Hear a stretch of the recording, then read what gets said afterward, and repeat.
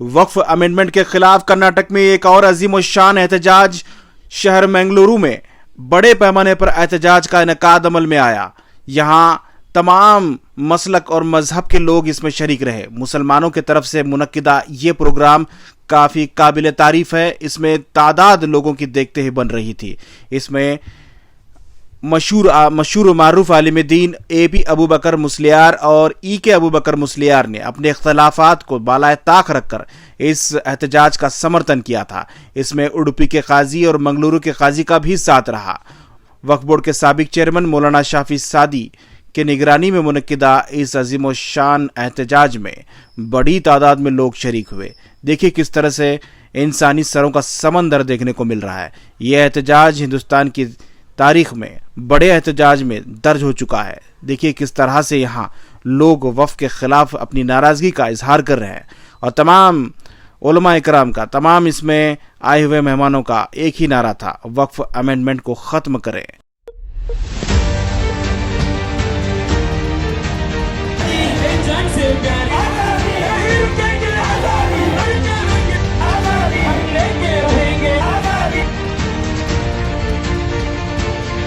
ಇನ್ಶಾಅಲ್ಲಾಹ್ ನಾವು ಬಹಿರಂಗ ಸವಾಲನ್ನು செய்ತಾ ಇದ್ದೇವೆ. ಇಷ್ಟರ ತನಕ ಯಾವ ಹಿಂದೂಗಳ ಆಸ್ತಿಯನ್ನು, ಯಾವ ರೈತರ ಹಕ್ಕಿಯನ್ನು ಕರ್ನಾಟಕ ರಾಜ್ಯ ವಕ್ಫ್ ಮಂಡಳಿ ಮುಟ್ಟಿಲ್ಲ. ಈ ಹೋರಾಟ ನಿಲ್ಲುವುದಿಲ್ಲ. ಎಷ್ಟು ತನಕ ನಿಲ್ಲುವುದಿಲ್ಲ? ಈ ಭಾರತವಾಗುವ ತನಕ ನೀವು ಈ ಅವಸರದಲ್ಲಿ ತಿಳಿಯಬೇಕು. उस वक्त हिफाजत करने के लिए काला पानी की सजा भी बर्दाश्त करने वाले मुसलमान उलमाए किराम थे।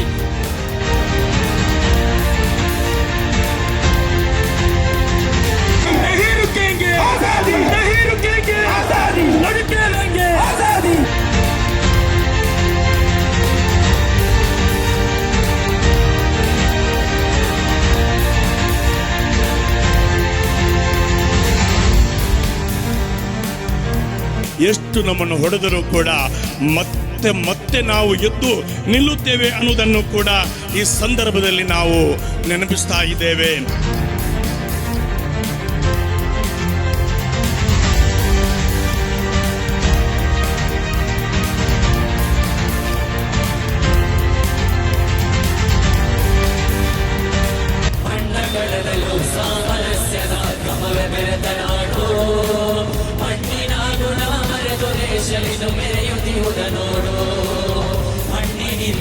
ಮಡಿಕೆ ಮಣ್ಣಿಗೆ ಧನ್ಯವಾಗುವುದೆಂದು, ಶಾಂತಿ ಅಳಿಸುವ ದುಷ್ಟ ಉಂಟಾದ ಜಗವ ತೊರೆಯುವುದೆಂದು.